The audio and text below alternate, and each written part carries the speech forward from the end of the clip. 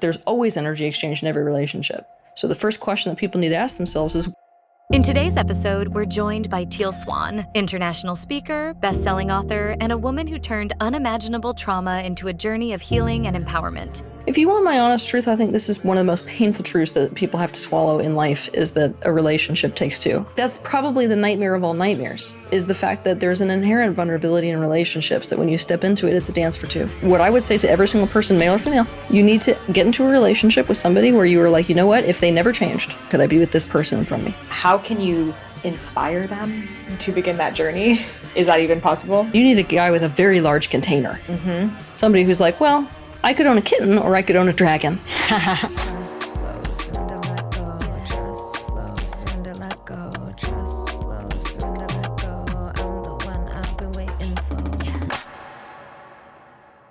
Welcome back to the Highest Self Podcast. My name is Sahara Rose, and on this podcast, I love to take spiritual concepts, especially matters of the heart, and make them really grounded and relatable. Because the truth is, the spiritual journey is not this thing that we have to figure out with our minds and get to the bottoms of and get it and reach enlightenment and ascend and never come back to these human forms.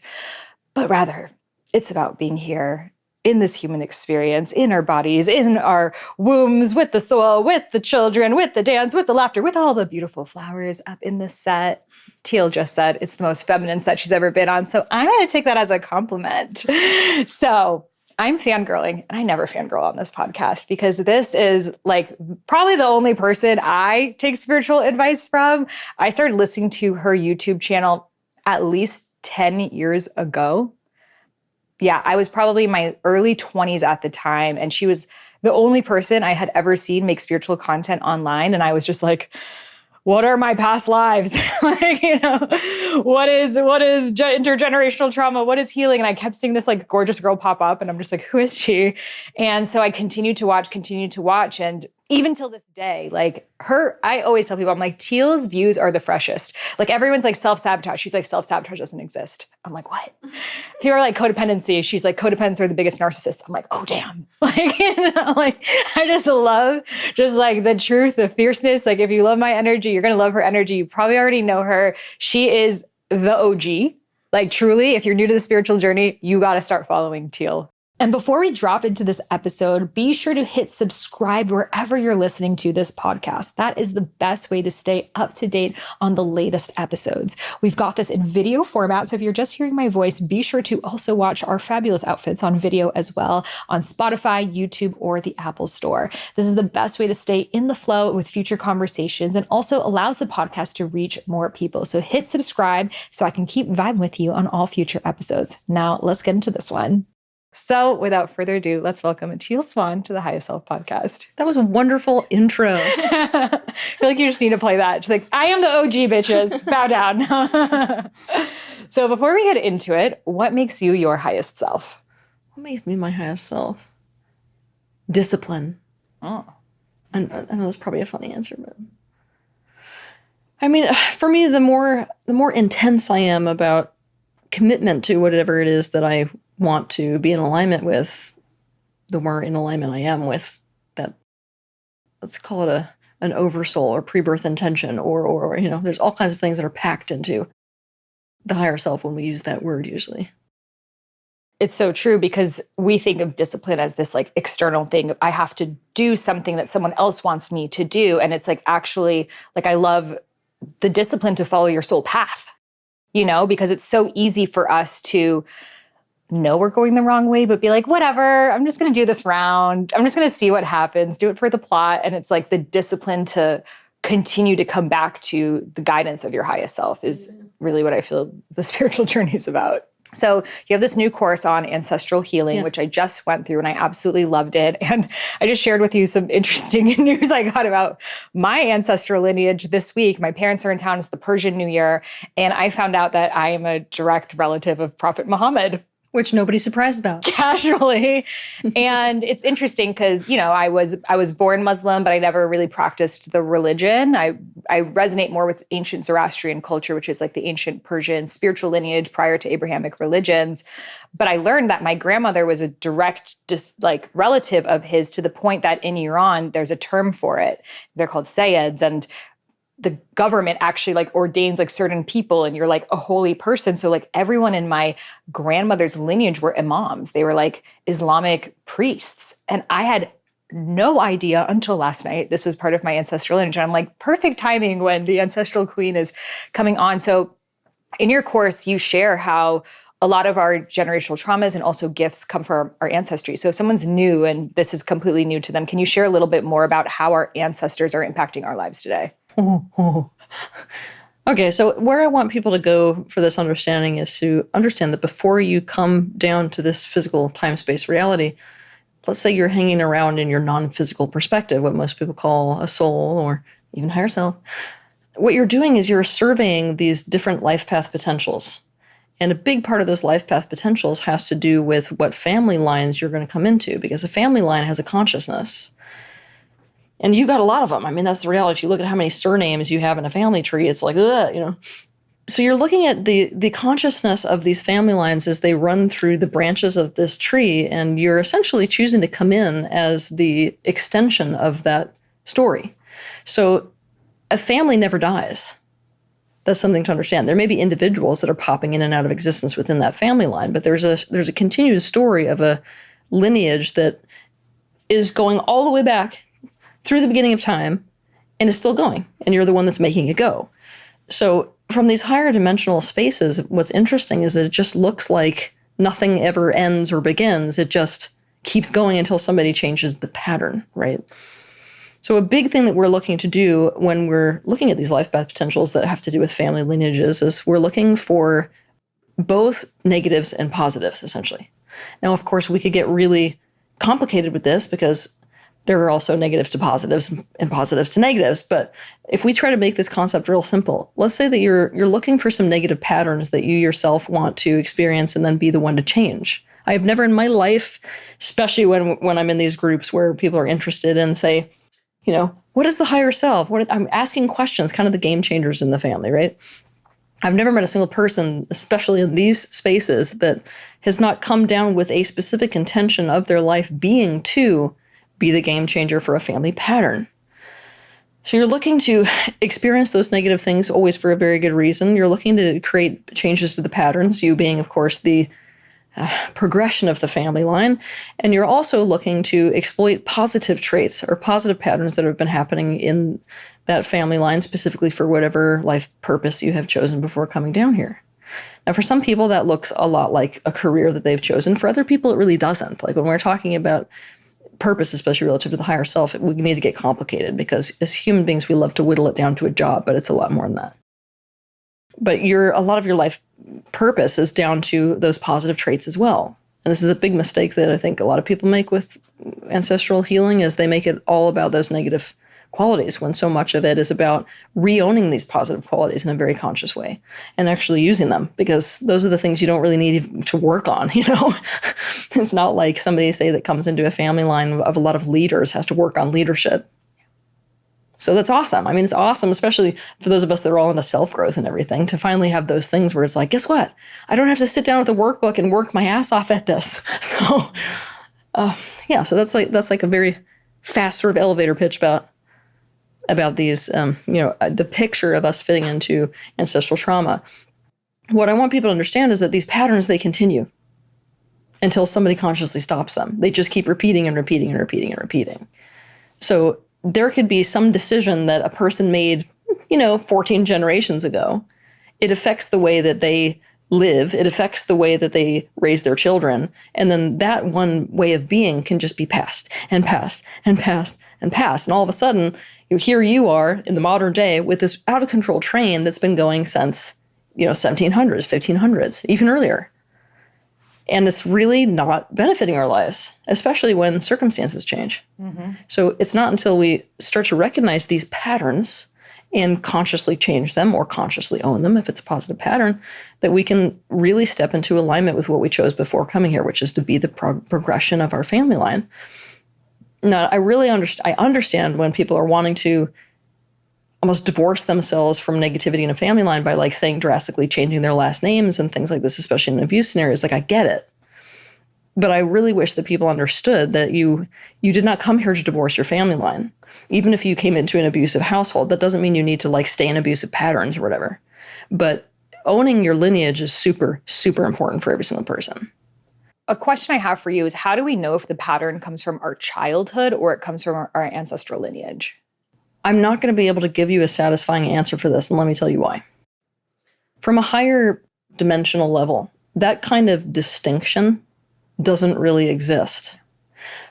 At a lower level, what I'm running into with trying to identify a variable that all people could look at and then say, oh, this thing lets me know that it's this versus this. The reason I can't give you that answer is because you're limited by people's barriers of awareness and awakening. I'll give you an example. If I said something like, well, if you have a phobia that is literally coming out of nowhere and you've never had any interaction with anything like that in your lifetime, then it's probably not you. Well, I could throw salt in that in 10 seconds and be like, well, let's say that it's a fear of an animal or something like that. Let's go really basic. That animal might feel a certain way to you. Like, let's say it's a very powerful animal. Now, if you're somebody who is taught to suppress, deny, and disown your own power, you would have an issue with that animal, just like somebody who had an actual ancestral interaction with that animal. So really the process of weeding out what is ancestry and what is my own personal life, it's really about expanding your awareness, and expanding your awareness, and expanding your awareness until that knowledge is genuinely there. What I'm really interested in people being conscious of, though, is that thoughts around past lives and thoughts around even ancestry can become let's call it a scapegoat for what somebody has gone through in their own individual lives. This is especially true when we've been damaged by people who we're very close to. We don't want to admit to the fact that that has happened with somebody with whom we need to maintain a relationship or feel like we need to maintain a relationship. So it can very easily be like almost like a bypass. And I want people to stop doing this, whether it's with, the whole concept of past lives, or even the whole concept of, ancestral traumas. Mm-hmm. And we even chose our parents and chose those childhoods to play out those ancestral traumas so we can finally clear them and see like the microcosm of what it's like in this lifetime. Mm-hmm.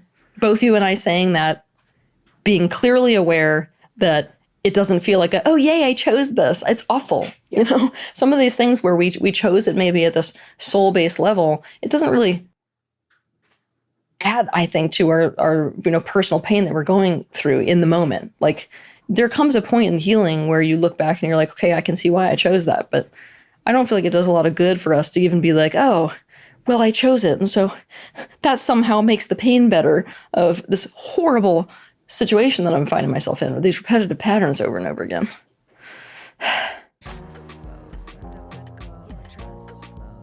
Calling all coaches, yoga teachers, breathwork facilitators, divine feminine guides, intuitives, Reiki facilitators, and all the good stuff.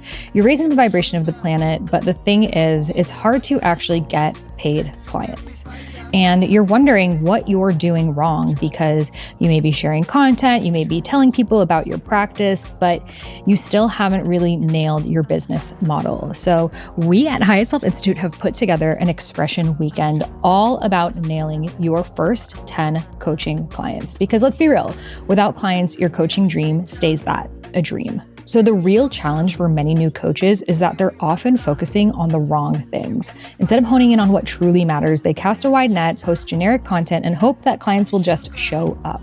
But without a clear and strategic approach, you're essentially spinning your wheels with tactics that don't lead to real results. And the longer you wait, the more overwhelming it becomes. But it doesn't have to be this way. With the right strategy and support, you can shift this narrative and start seeing real results, aka paid clients. So come join me live October 12th and 13th for full days on Zoom, where we'll be teaching you a comprehensive step-by-step blueprint specifically designed on nailing your first 10 coaching clients. And even if you have coaching clients, this will just take you up a notch. And if you're not able to make it live, we will send you the replay. Best of all, we have slashed the price for Highest Self podcast listeners from $497 to just $297, which is less than what you'd make from just one client. So secure your seat now by heading over to the link in my show notes. Again, you can find that link in my show notes, and I'm so excited to see you live October 12th and 13th. So trust your intuition, trust your inner wisdom, trust your inner guidance. Close your eyes and listen. Calling all romance lovers. If you love 50 Shades of Grey, Spanish love deception, or just getting lost in your own fantasies, then Dipsea is for you. This is a female-founded app with spicy audio stories created by women for women. Whether you're into rugged cowboys or Scottish sailors, maybe Fae royalty or the god of the underworld, you'll find characters you love on Dipsea. With their easy-to-explore app, you can search for your favorite romantic genres like contemporary, historical, dark, sports, western, romancy, and more. New chapters are released every week, so you'll always find something juicy to explore. For listeners of the show, Dipsea is offering an extended 30-day free trial when you go to dipseastories.com/Sahara. That's 30 days of full access for free. Thank me later. When you go to dipseastories.com/Sahara, and you can find that link in the show notes. So trust your intuition, trust your inner wisdom, trust your inner guidance. Close your eyes and listen.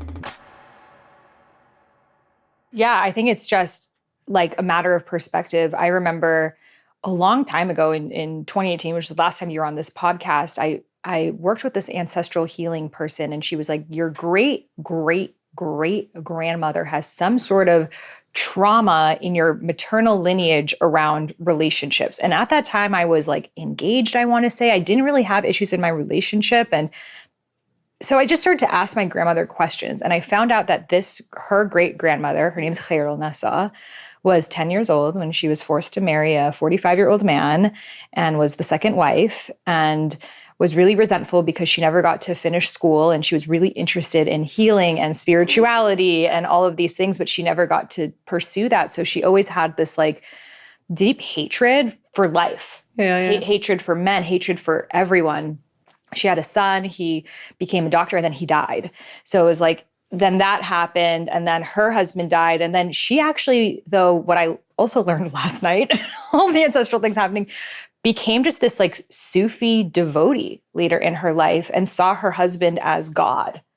And they used to say, you're crazy, because she would talk about that she is in a relationship with God. And so they kind of cast her out for being this like, out of her mind woman. Why don't, you can marry another man or be by yourself. And she chose to be by herself and God. And, I feel like a lot of what I've played out in my lifetime of, then ending that marriage and facing betrayal, and he was also Middle Eastern, and a lot of those patterns were being played out as well, of specifically the womb being used as a commodity. Yeah.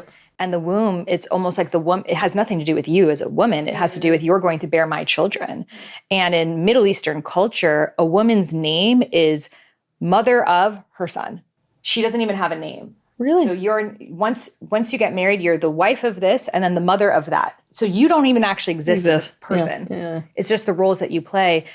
And, now going further and further down this journey, I realized so deeply how, child marriage was in my entire lineage and is actually a very Islamic thing. It is written in there, and something that a lot of people don't look at and talk about. But if you do have a lineage from the Middle East, India, Africa, child marriage is part of your family history. And it is important to look at that, because there can be this subconscious programming of even your youth, your beauty, your vitality is a commodity to get resources, safety, security from someone else. And it's actually, and then for the man as well. And it's being played out even in those of us who are awake. And it's actually like an undercurrent, I would say, in most relationships, like this transaction of woman's youth and beauty for man's money. And Yeah. Yep.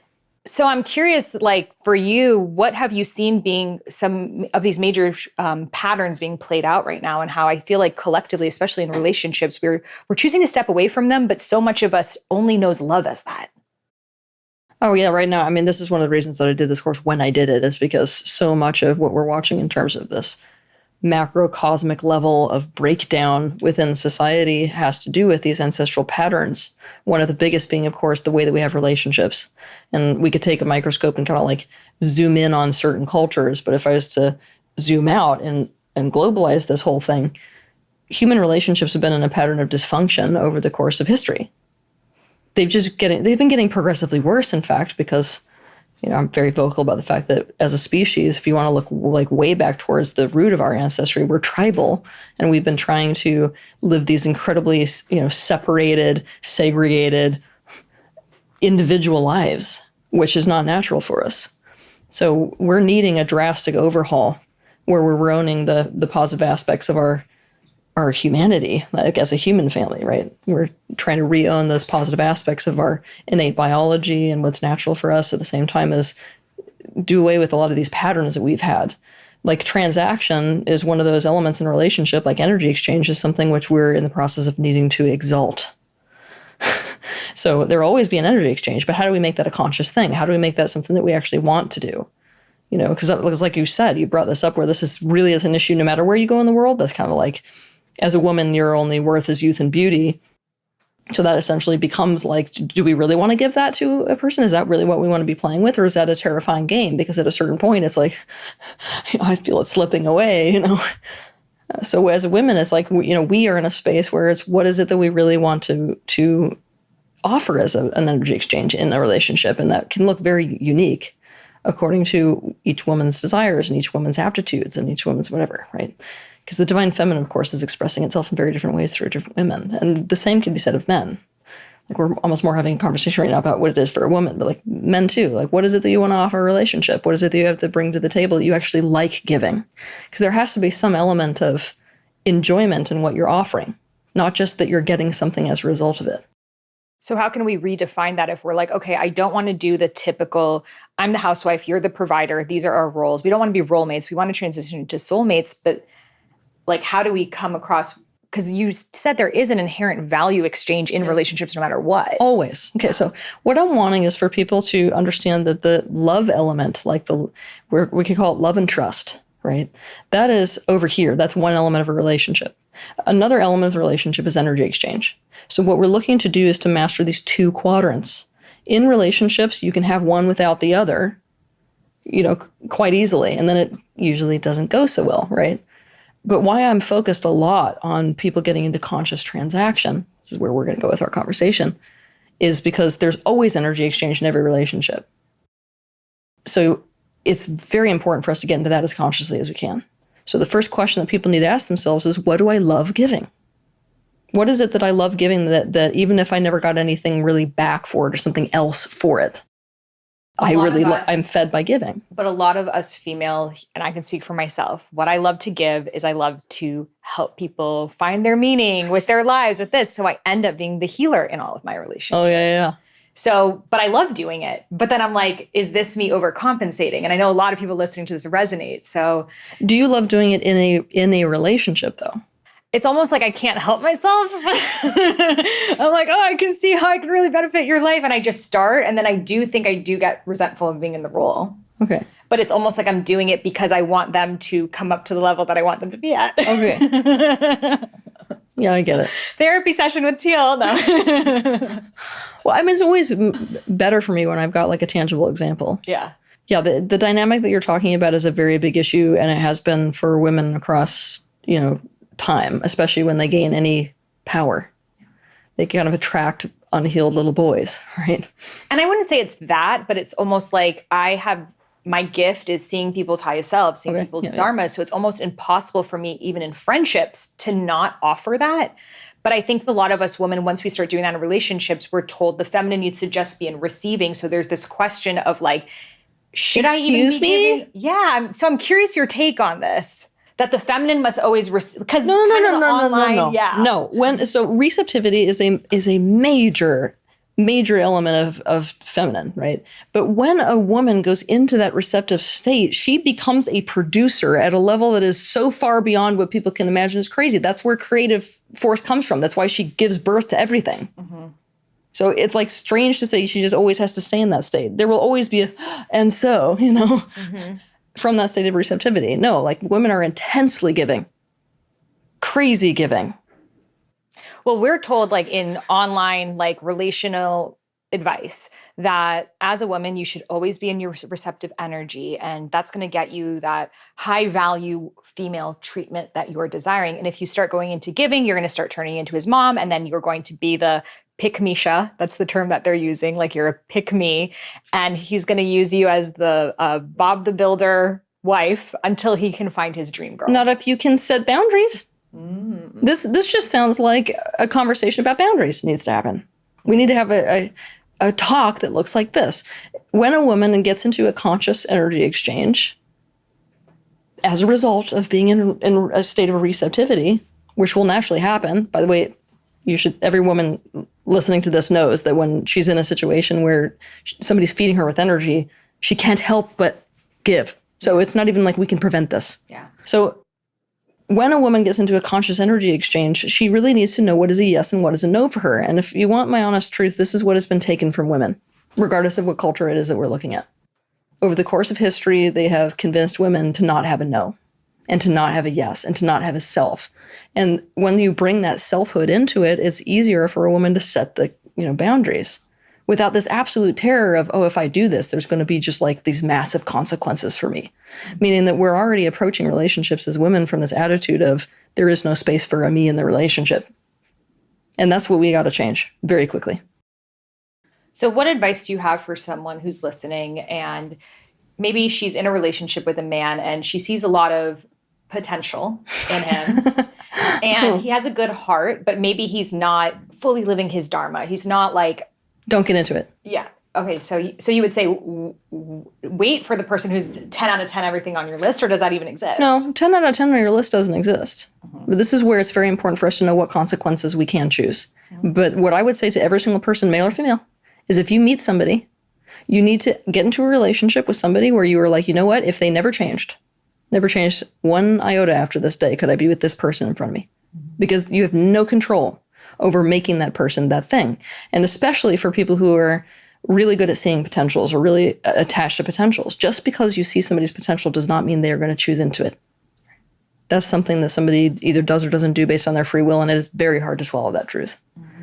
So given that you can't control whether somebody steps into their potential, you better be okay with the person who's in front of you today. Yeah, because I feel we're all potential at all times because we're always moving, but we can't control the direction in which that person moves. And I do feel it's sort of like that codependency actually being a covert narcissism tactic of like, I'm going to support you so you can become my dream. Yep. Yeah. So I feel right now just it is a huge conversation. And what I see happen a lot with women is they do become aware of these ancestral, like, whether it's child marriage, whether it's abuse in their lineage, alcoholism in their lineage, a lot of single working moms that had to do everything. So they're becoming aware, but often their partners are not. Mm-hmm. Can we do the ancestral trauma work for the relationship, or does it take two? It takes two. Mm-hmm. If you want my honest truth, I think this is probably one of the most painful truths that people have to swallow in life is that a relationship takes two. I know I say that and I was like, yeah, I get it, Teal. But like, no, you don't get it. Like, that's probably the nightmare of all nightmares is the fact that there's an inherent vulnerability in relationships that when you step into it, it's a dance for two. You can show up, and I encourage and teach people to show up dancing the best dance they can possibly dance. That does not put you in a position where you can dance good enough for the both of you. So let's say that person is unaware of their ancestral trauma. How can you inspire them to begin that journey? Is that even possible? Yeah. I mean, as women, we can't, we could talk about men too, but like as women, we really can't underestimate our degree of influence on whatever we're in touch with. Like we have a very, very powerful energy. So, the first element that I would look at when it comes to influencing is what we ourselves are doing. When we are doing the work and healing and having these big discoveries, it's very difficult for people on the outside of that to watch those shifts and not go, gosh, I kind of want some of this myself. Of course, let's say that you do run into a circumstance like that. It's really down to each woman as to how much pressure she wants to put on her partner. And by pressure, I mean boundaries, Mm-hmm. Some women are going to be like, I'm okay with these sort of energy exchanges that I have in my relationship. I don't necessarily need this person to catch up to me in this way. And I'm still getting a lot out of this relationship, and I'm still happy in this relationship. Where we start to run into trouble is when, we've got these ancestral patterns going on with our partner and they're ruining our life. At that point, it's like, I'm going to set a seriously firm boundary. So a lot of women I know have gotten to that point of, I'm going to walk away. But then the man is like kind of left with, where do I go? What is the work to be done? And not just for a man, for a woman, because I think a lot of people they go to therapy or they'll go to AA or something like that. And that's not necessarily like ancestral healing work. Yeah, obviously I would direct everybody to my channel. Yes. Yeah, so you share about parts work. Yeah. Parts work is one of my absolute favorite things that people can do. When I think of, there's so many different avenues that a person could really walk down. The most important element is that they're really, really looking at themselves, like really deeply looking at themselves. Not in this disconnected, abstract way where we talk about the issue with alcoholism. We want to put ourselves, or, put our partners in this position, if they're willing, putting them in a position where they've got somebody who's really dragging them deep into answering the difficult questions about themselves. Okay, do you recognize that you have this pattern where in a relationship you chronically shut down? Okay, the person says, yes, I recognize this. Well, when did that start? Who did you watch do that? Like this deep kind of pointed digging work where you have to really look at yourself in the mirror is where people need to go. And not all therapists are doing that. So, do you feel just the awareness of where it came from is enough to heal it? No. Hell no. Man, wouldn't that be wonderful? Mm-hmm. No, I that's why I feel like, a lot of people are asking me, I want to know the difference between what I've gone through and what my ancestors went through, as if it's a kind of, well, I know, and so now it's done. No, hell no.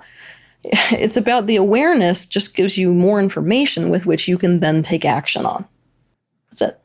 So it still requires us looking at the pattern, consciously changing the pattern, changing the thoughts that we're thinking, changing our actions.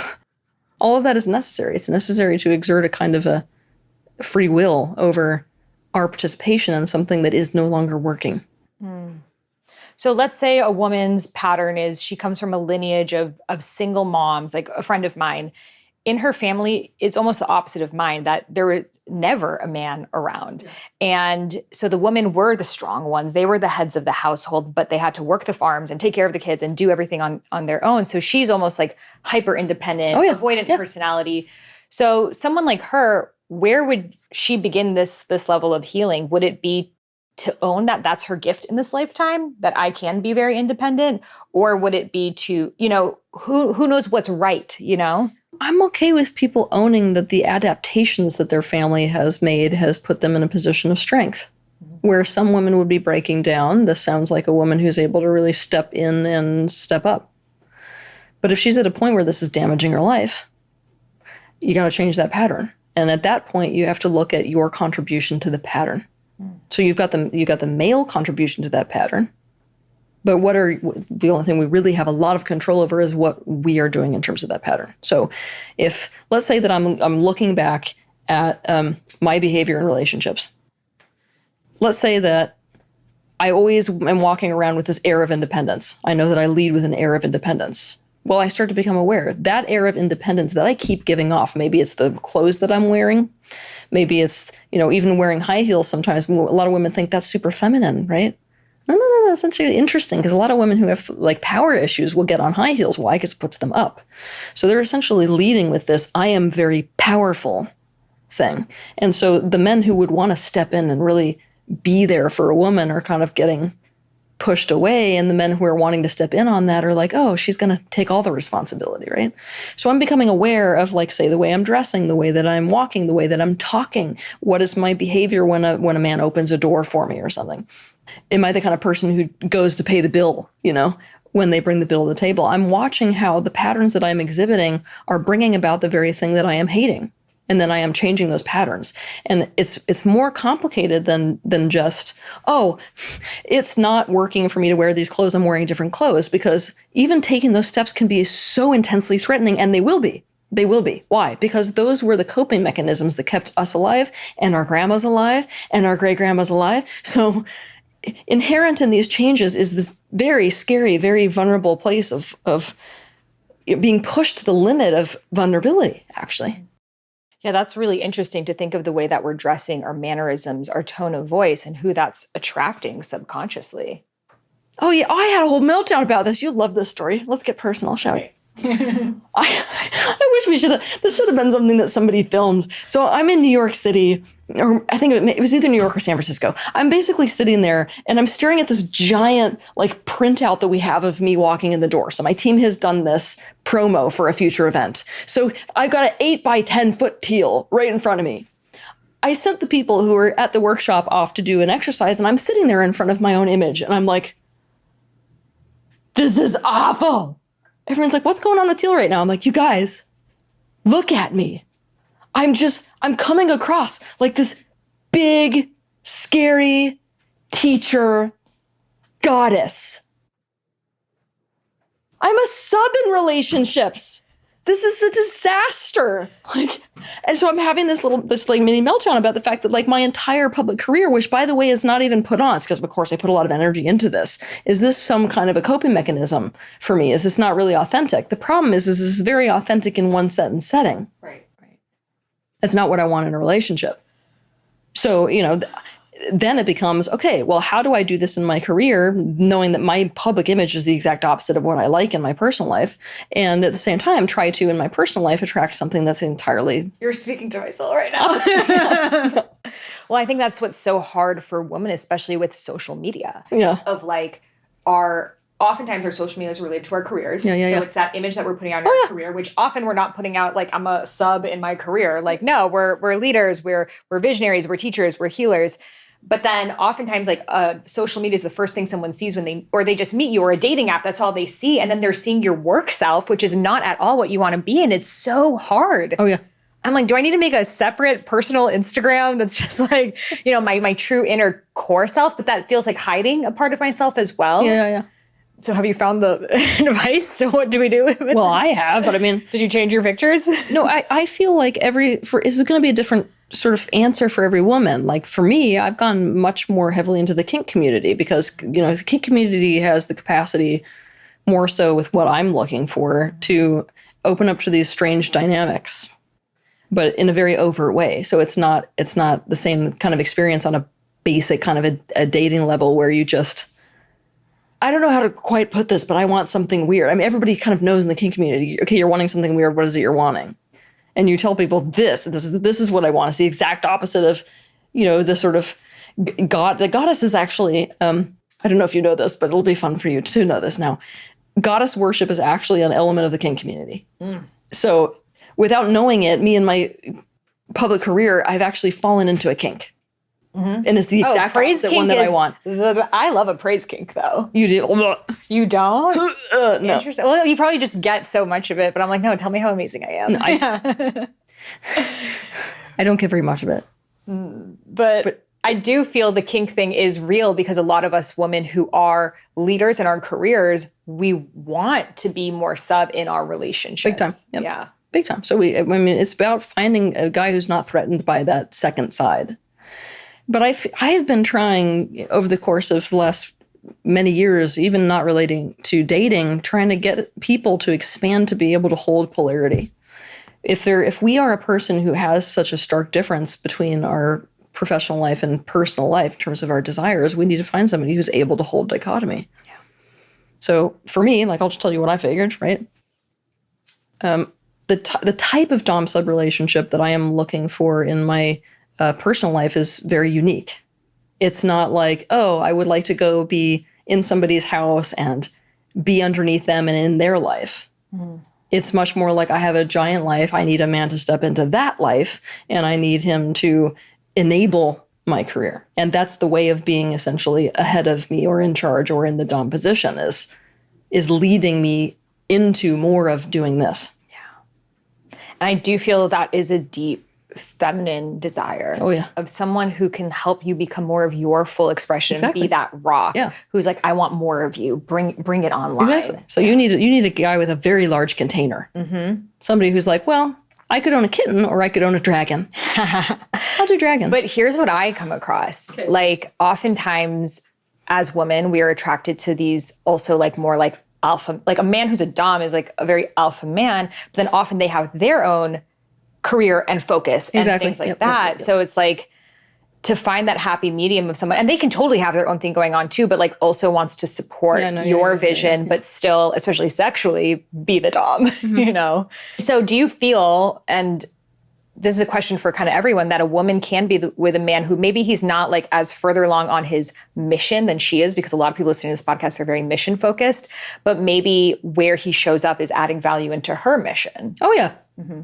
Oh yeah, no, this is a definite thing. And what's sad to me is that society itself doesn't really recognize the value of men who do that. But a coach is a perfect example of somebody who does that. Yeah. It's somebody who steps in with an athlete, another person, and creates a very large container and a lot of leadership and a lot of support, but they're actually in that dominant position. If you watch a coach with an athlete, which one's in charge? But that's interesting because that's a person who stepped into the life of this other person and is feeding their energy into their success. Mm-hmm. A lot of it is about our own mind. It's about a man stepping into a woman's life and saying, you know what, I'm going to take some positive ownership of this. Mm-hmm. And that does not need to decrease a man's personal worth. Oh, I feel like that's what true masculine leadership is to be able to direct that Shakti energy into something so much greater. And I feel a lot of us spiritual women, we have all of these gifts, but we sometimes lack that like structure and discipline and management and finances and all of those things that, you know, so many power couples that you see out there, like Gabby Bernstein, all these people, their husbands work in their companies full time. And it's like, that's how it got so big. It's beyond, I feel, what one woman or one person can do on their own, but our society almost makes men feel like if you don't have your own separate thing going on, then you're a little bitch. Yeah. Yeah, and I totally disagree. Yeah. I feel like it's very masculine to be able to step into, you know, a mission that's very successful. Maybe that mission is organized around a specific woman, and to provide those missing elements so as to enable her to become more. Yeah. And then they can co-create something between the two of them. Yeah. So I also feel for women, a lot of us are rewiring our attraction. And a lot of our attraction does come from ancestral traumas. Oh, yeah. You know, like maybe in your family, you've always had like alcoholics who leave or very domineering men or something like that, that is this subconscious attraction. So how can we become wary of that? And again, like how much of that must we overcome? We need to overcome all of it, I'm going to tell you. I don't get to keep my, no. Yeah. Well, you can, but you don't want to. It's not working. Yeah. Okay. Attraction. First, let's talk about attraction. Attraction happens because of what we suppress, deny, and disown in ourselves. I know that does not sound romantic, but it's the reality because attraction is really about polarity. You got a positive and a negative side of a magnet. It goes bam, right? So really what we're attracted to on the external is what we're suppressing and denying and disowning on the inside. Why do we suppress, deny, and disown is the question. The answer is the relationships in our early life. So we're always, because we're dealing with our parents in that picture, or whoever raised us, we're always dealing with ancestral trauma then. Okay, so we need to try to recognize what are the patterns that took place in my family that made me suppress, deny, and disown this thing and therefore be attracted to, oh look, a repeat of my family. A way to make this more easy for people to understand is that in your childhood environment, it looked a certain way, both functional and dysfunctional. And we had to make adaptations so as to fit into that. The adaptations that we made to fit into that make it so that the only relationships that we make sense in and feel empowered in are the very ones that mirror our childhood environments. So there's this compulsion towards that familiarity because of the fact that we've adapted ourselves that way. We've essentially molded ourselves into a puzzle piece where the only puzzle we fit into is the specific puzzle that we may not want to fit into anymore, right? Mm-hmm. But I'll go out with like a girl, let's say she's in this pattern where she keeps having men that leave her, and I will watch a perfectly available man come up and give her energy, and she'll be like, not registering it as a click. Yep. What she registers as a click is the guy who's like, I got no time for you. Because she's like, oh, I know how to fit into this. Oh, and also I've got this subconscious agenda that I really want daddy to love me, who never did. Rather than letting go of the connection with dad, which is painful, comes with grief and everything. And then, going in the direction of somebody who we may not have been attracted to before. But this also comes with the ownership of the aspects of ourselves that we've suppressed and denied as a result of that relationship. So let's say we've got a unavoidable, dad. We could say, okay, what have I suppressed by virtue of being with a father like that? Maybe I have suppressed the side of me that is needy, potentially, because he was never there to give it to me. Or maybe I haven't suppressed that at all. Maybe I've suppressed my independence. It'll be different based on every single circumstance. So if we figure out what it is that we have suppressed and gotten rid of in that process of adaptation, we can really work consciously on re-owning those aspects. And then what we watch, because we are more taking in that aspect of ourselves, in fact, that we've disconnected from and separated from, we start to notice that the landscape of our attraction changes. Suddenly we're looking at a man that before we would have been like, eh, and we're like, Are you a highly sensitive entrepreneur, light worker, creative, or aspiring coach who is having a hard time building your coaching practice? I get it. You've tried the strategies, the funnels, the ads, the bro marketing, but they have never actually worked for you. And let me tell you why. Because they never had you in mind. You are a heart-centered, sensitive soul who needs to feel aligned and not pressured in your business. You're wired differently. Your creativity and intuition are your superpowers, but traditional approaches don't speak to your unique way of being. In fact, they probably leave you feeling overwhelmed, frustrated, and questioning your abilities. What if I told you there's a way to build your business that honors who you truly are? At Highest Self Institute, we have specifically designed a program called Soul Business Mastery for creative, sensitive entrepreneurs, lightworkers, and healers like you. What makes us different? We focus on your inherent gifts, awakening the confidence and abilities you already have, not forcing yourself to fit into a mold that doesn't fit. We'll guide you through outside-the-box business tips that actually work with your nervous system, allowing you to access your creativity and sensitivity, not suppress it. Imagine what's possible when you stop battling against rigid and masculine frameworks and start honoring your feminine flow. Imagine making more money and having more impact simply by being in alignment with your natural-born gifts. This is your invitation to stop settling for methods that don't resonate, and instead step into a business that is not only abundant, but highly fulfilling. The world needs healers, creatives, and lightworkers like you to feel empowered and supported. The more we embrace our gifts, the more we collectively heal. Let's build your dream business your way. Ready to align or learn more? Head over to my show notes and click the first link to get started. Because you're listening to this podcast, I'm going to make a quick assumption about you. Your friends come to you for advice. Whenever you're at a party, someone corners you at the side of the snack table and starts telling you all of their childhood traumas. And you actually love diving deep into spiritual topics, and you have a really good way of communicating with people. So the best way to actually create a career doing this is through coaching. But I know a lot of people, they're like, I don't even know where to start. I don't even know what type of coach I would be. So I've created a quick, easy quiz to discover your unique coaching style. So there are 3 categories: the intuitive, transformational, or empathetic coach. So the intuitive one really works with your intuition. You're able to receive downloads. You just have insights about people. The transformational one has more of that fire energy. You love to keep it real and help people go through the deepest phoenix rising from the ashes moments in their lives. And the empathetic coach really loves to listen, hold space. They're very grounded, nurturing. So if you're curious which type you are, you can try my free quiz at quiz.highestselfinstitute.com. Again, that's quiz.highestselfinstitute.com, which is my school that certifies spiritual life coaches. And you can find that link in the show notes. I'm super excited to see what type of coach you are, because I'm gonna hire you one day. So trust your intuition, trust your inner wisdom, trust your inner guidance, close your eyes and listen.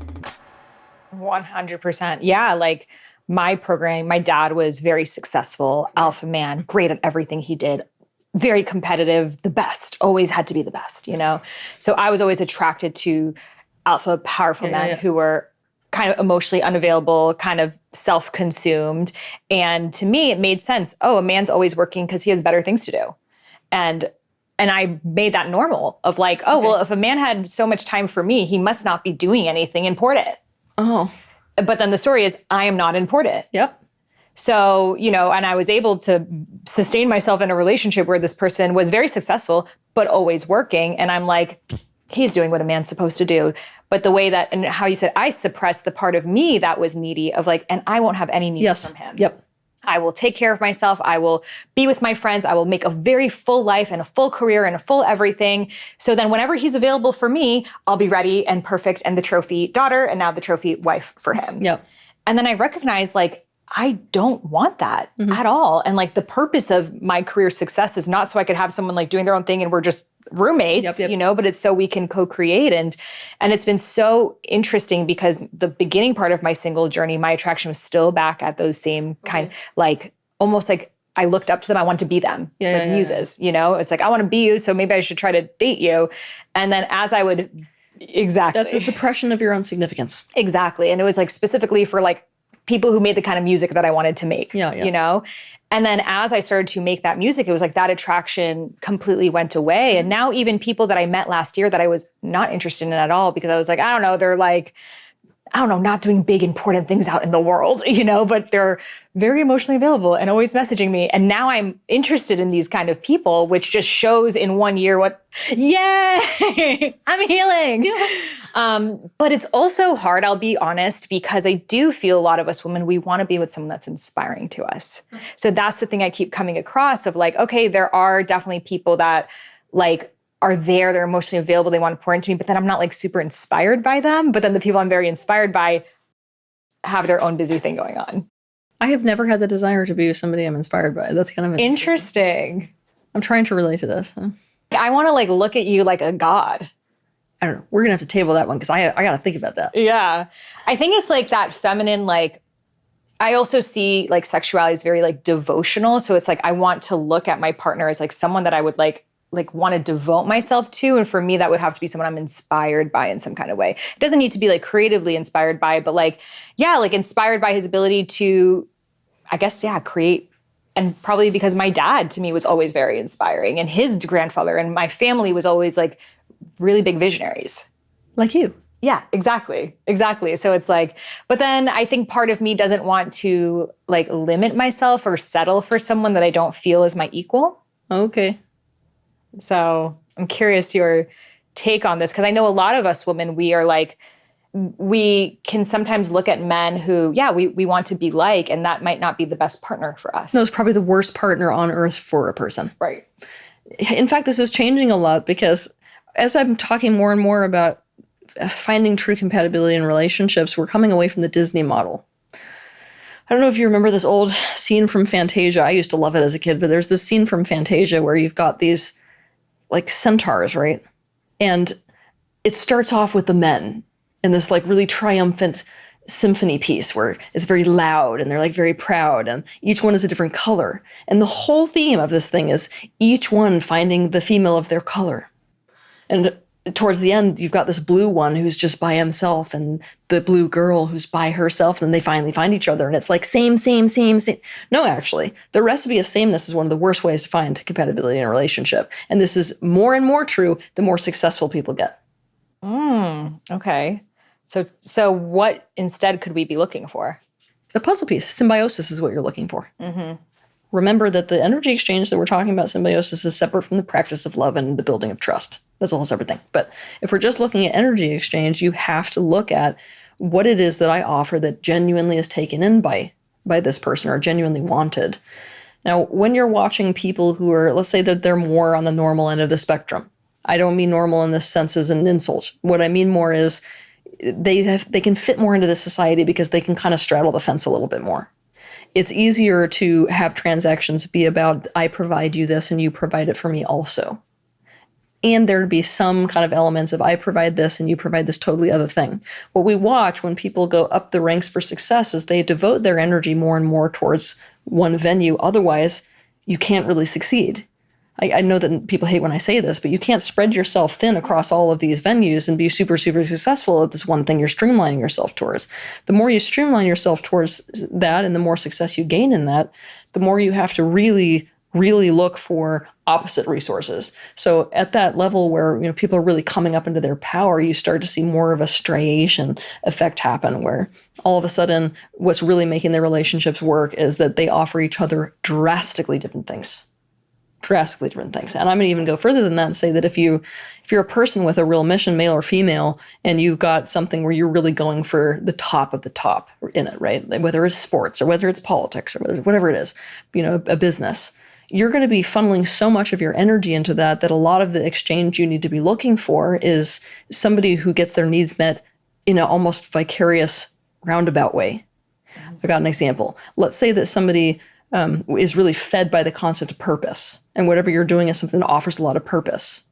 that person is getting a lot of energy out of what they're lending their energy to, and you're essentially meeting their needs in a roundabout way, rather than, well, you're going to dedicate yourself to me and my purpose, and then I'm going to cook you dinner at night. It's more complicated. It looks more like a chain that feeds back into the person, rather than it looking like this sort of figure eight dynamic. I give you this, you give me this, I give you this. So even the structure of the exchanges will start to shift the more intense this whole lifestyle gets for a person.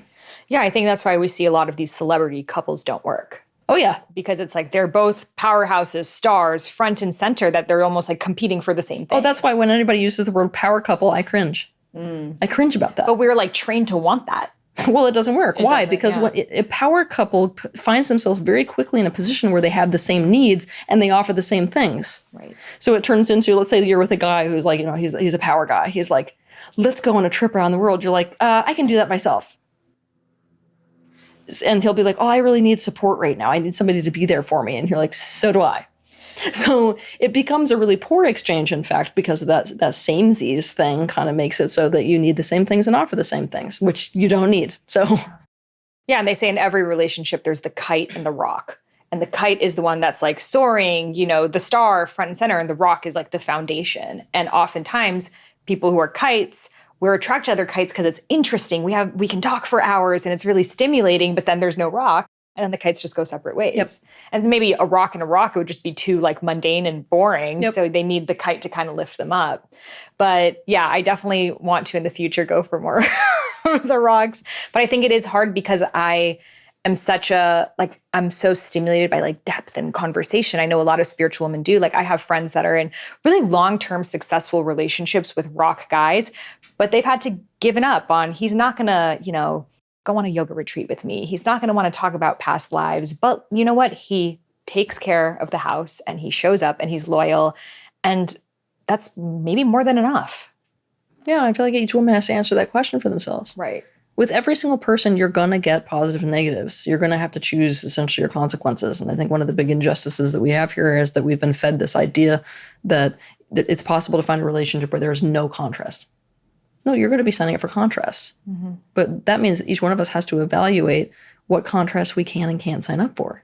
What is going to be I probably would prefer it a different way if I wrote the story, but I'm still fulfilled by this in a very deep way, and I'm not lying to you or myself, right? Way. Yeah, I mean, all of us basically have to choose what it is that we're willing to go through and willing to deal with and willing to be workable about. But that does not mean we can be workable in areas we can't be workable. So if we're going to be in a situation where something is genuinely causing us pain, that's a no. And a lot of women love to get lost in this. It's like, well, I just think my standards are too high. That is the case for people who have serious intimacy issues, who don't want to get close, who don't want to get vulnerable. Yeah. So, but it's become like this smokescreen, I would say, for a lot of women who are in relationships that are genuinely not satisfying. And they're like, maybe I'm just too picky. No. There is some very valid things here, like boxes he doesn't check, and you're not happy because that box is not checked. So you have the option to, essentially get yourself into a different arrangement if he's not going to be workable in those areas, or add, which is where we're going to see humanity headed, if you want my honest truth. Where do you mean, like into adding what? People. Where I see everybody going, especially with the Gen Z, I see people going in the direction where they're straying away from monogamy. And those dynamics are going to be less and less and less common. What I mean by this is that when we've got somebody in our life, it's very easy to get into pain when that's our only relationship or our only source for a specific relationship, when it feels like they don't check a lot of these boxes that are very important for us. So you'll see a lot of people in the future here who, when they get into that type of dynamic, they're going to keep that person in that role because they serve that function and add somebody else who offers that other element. Of course, to do that is not just going to be a simple feat, because we're going to have to disconnect our very painful self-concept from monogamy, basically, in order to step into that. And that's not an easy feat, but yeah. So do you see it transitioning into like genuine polyamory where we have multiple significant relationships, or it's more like a primary partner and it's a little bit open to meeting new people? Both. Mm-hmm. It's going to be very confusing for a while. is the answer. As people try to navigate the landscape of not being in a traditional relationship as it's been sold to us since the 1920s, 1700s. What am I doing? Way before, Yeah. For sure. It's really interesting because right now there's the rise of the situationships. I'm sure you've heard this word before. Oh, that's what we're in. Right. We're in the situationships. Yeah. But I mean, what do people mean by that? Because some people are like, well, it's not really a relationship, but you're still kind of doing things together. When I'm using that word, what I mean is the relationship defies convention. So it's basically broken the structure, the traditional structure that somebody would expect in a relationship. And we're going to be headed more towards that than ever before. I mean, in a scary way, where suddenly we're going to be having to question everything in terms of our assumptions of the relationships that somebody has and what role does this person serve versus what I have been sort of expecting them to fulfill, because we've got the definition of what a relationship should look like and we try to cram people into the box and it's not going to work anymore. Yeah, I feel the situationship, the definition of it is kind of like you and this person are talking, maybe you're doing couple-like things, you're dating, you're having sex, but there's no label on it. However, this can often be painful, and it's generally more painful for the woman because there's a lack of communication. That's what you mean. Yeah, don't gag me. This is a whole other thing. So drop the conversation I just had. Okay. Your definition of situationship, what you mean by that, and what probably most people mean by that. No, this is disgusting.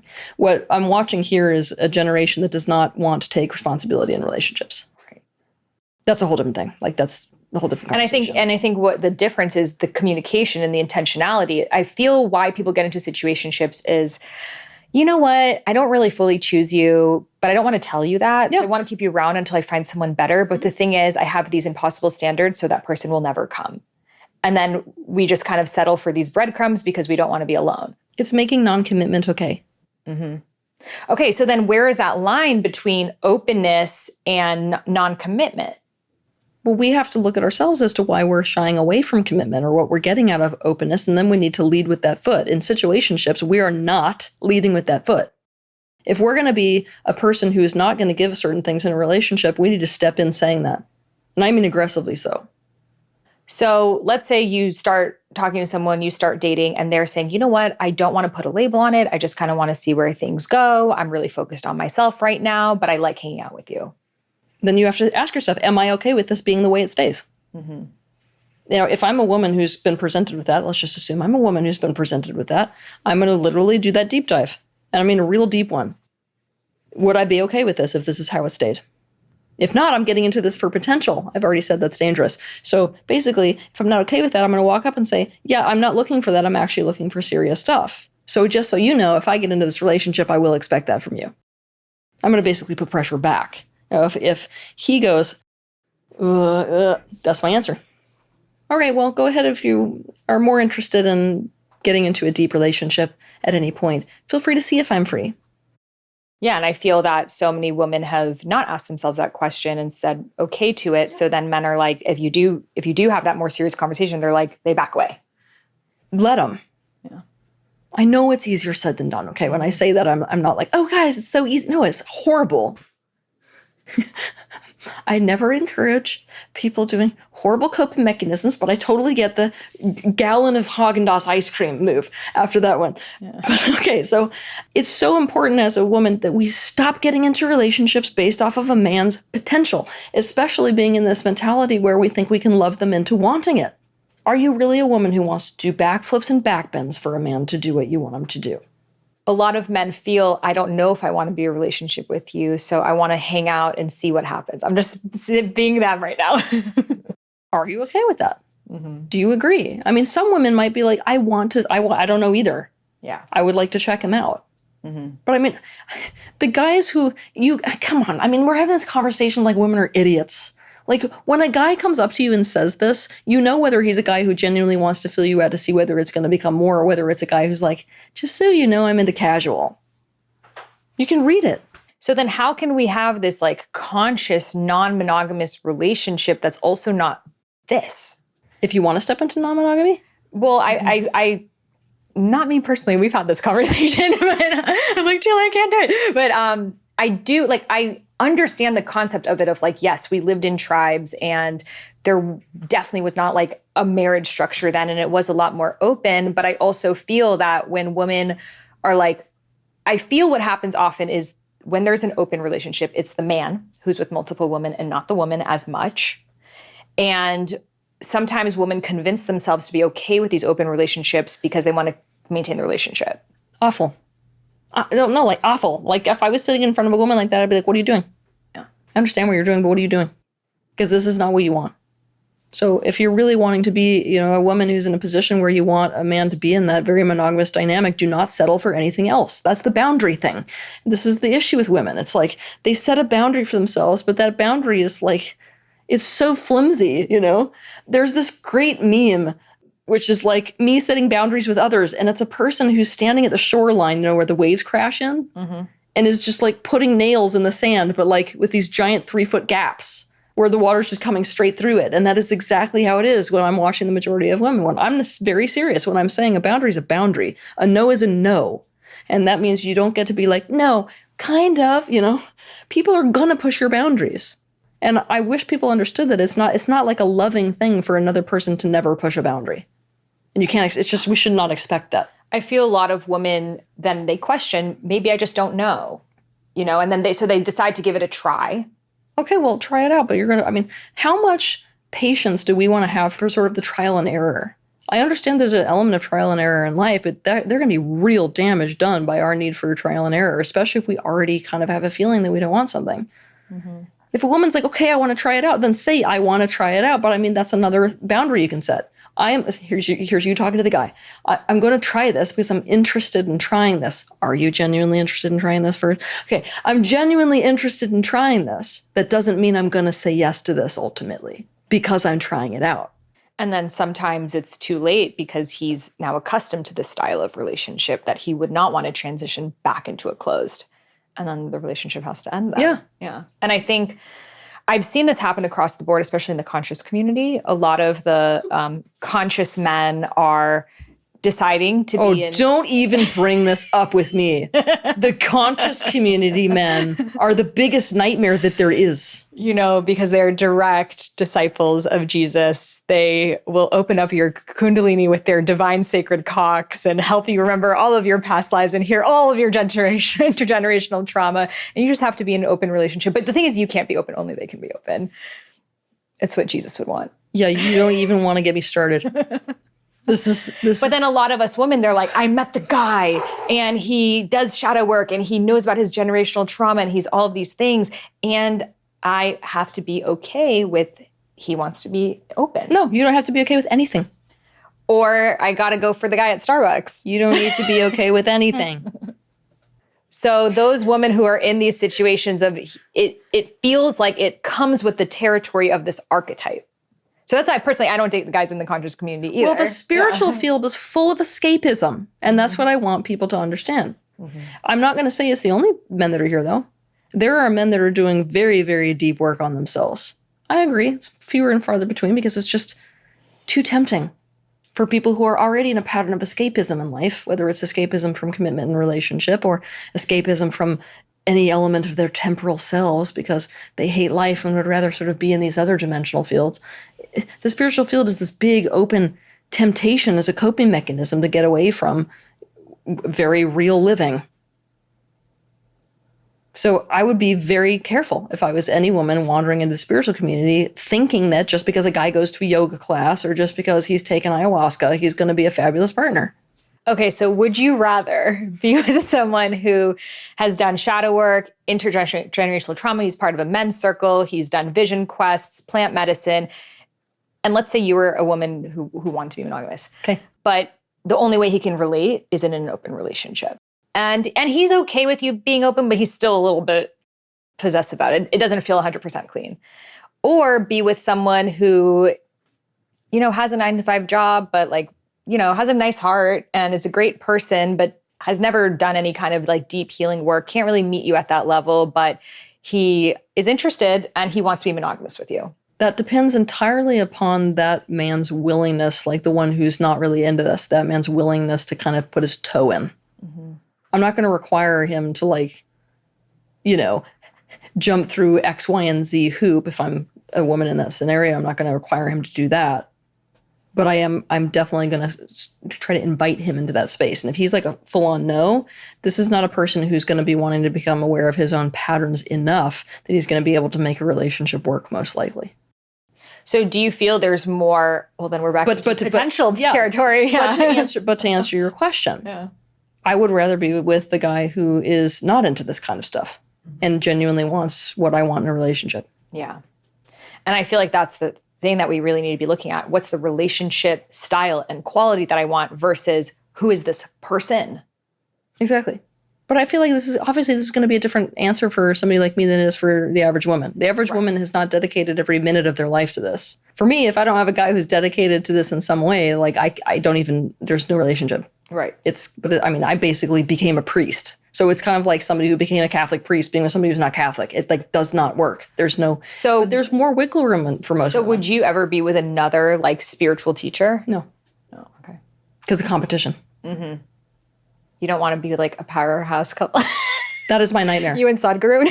You just described my nightmare. That's my actual nightmare. Why? And so many men don't get that. I can't tell you how many times I get guys where they're like, I've got this incredible like thing that I do in the world as a leader in the spiritual field. Me too. And I'm like, then run away. You should be running as far away as you can. Okay, here's what I find. Men who get into spirituality often then want to teach the spirituality and then become coaches. Exactly. So it's hard to find one that's really into spirituality but isn't a coach. I've met them though. They do. I know what you mean. Yeah. It's not like I'm sitting here being like, who are you meeting? No, I've met them. So I know what you mean, but they do exist. I promise you they exist. Especially right now we're having a lot of conversations around, more the white culture, honestly. Like we're having because we're sitting in America, because we're part of this one community, we're having a conversation which doesn't accommodate for the entire world. And more when it comes to, let's be honest, white men, and more when it comes to, America especially, there's a hyperfixation on a person becoming their own significant fill in the blank. That doesn't paint a clear picture of all people practicing spirituality all around the world. So probably go to other places if you have the capacity. Do you think we could be in a successful relationship with someone that grew up in a totally different culture than us and has like a completely different worldview then? I think it's possible. I think it's very difficult. So I would never sit here and be like, don't do it, because sort of crossing cultures is going to be a bloody nightmare. What I'm going to say is prepare yourself that it's going to be a challenge, because both of you are going to meet with these unconscious expectations and have to decide where you land with it. What I will say is that these relationships that defy the sort of one culture marrying one culture dynamic, they have the capacity to put a spotlight on what we want to continue and own and what we want to get rid of. And I think that can be very beautiful when a person does that accurately and correctly. It can get very difficult when the family's putting pressure on everything, though. Whew. And here's another big one. How much of our relationships really do come back to their family? I grew up like, oh, you're marrying into the person's family, like always look at their family. And I was like, that doesn't seem fair to me because someone doesn't consciously control their family. However, I saw that person's family does play a really big role. But that being said, I don't know in the future if I'd ever like veto a potential partner because of their family. I would. Okay.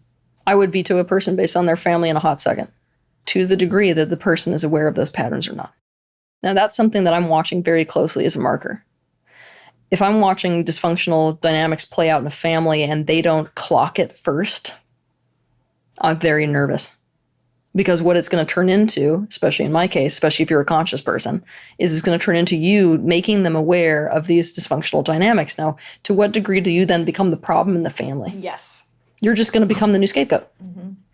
So there's no way in hell I would step in on that. What I'm looking for if I'm stepping into a dysfunctional family dynamic is that the person who is a part of that already knows and is workable, where there can be this conversation of, did you see that? What do you think about that? Are you wanting to maintain? I mean, I just saw you do the same thing your dad does. Like, are you wanting to continue that? There needs to be somebody who's willing to have that kind of a conversation for me to step into that dynamic. And I feel a lot of times people get very defensive. Yeah, that's a problem because it means they're defending the dysfunction. Right. And that you're making the dysfunction aware, so that means it's real. And I think a lot of people, they don't want to admit that. So they're like, my family's the best. Oh. I had the best childhood ever. Well, then congratulations. You've just taken these detrimental patterns and been like, and I will pass them on to my children. Like, That's part of the thing that I'm saying. Like a lot of us, especially as women who are stepping into this, if we're even considering having children, you need to get into that dynamic with a person who does not want to continue those patterns. And I mean in a very, very aware way. Yeah. I feel a lot of men, especially with their mothers, like they put them on a pedestal. And it's a really beautiful thing, you know, but then if they start to criticize or look at, you know, maybe she was always late picking me up or whatever the thing is, then I'm not grateful. So they'd rather just not go there, you know, but then it's like, we kind of have to go through the stage of like, not hating, but like being angry at our parents and letting that all come up and letting that be true for ourselves so we can come back to like a clean place of loving them. Yeah.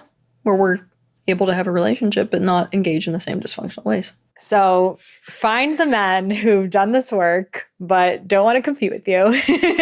And it just, how much of it do you think is just like fate versus actually like going out there and looking? Because I feel like that's like another big thing. They're like, go out there and date and meet as many people possible. And the dating world is the surefire way to make you want to kill yourself. Sorry. literally, I can't date. It doesn't feel natural.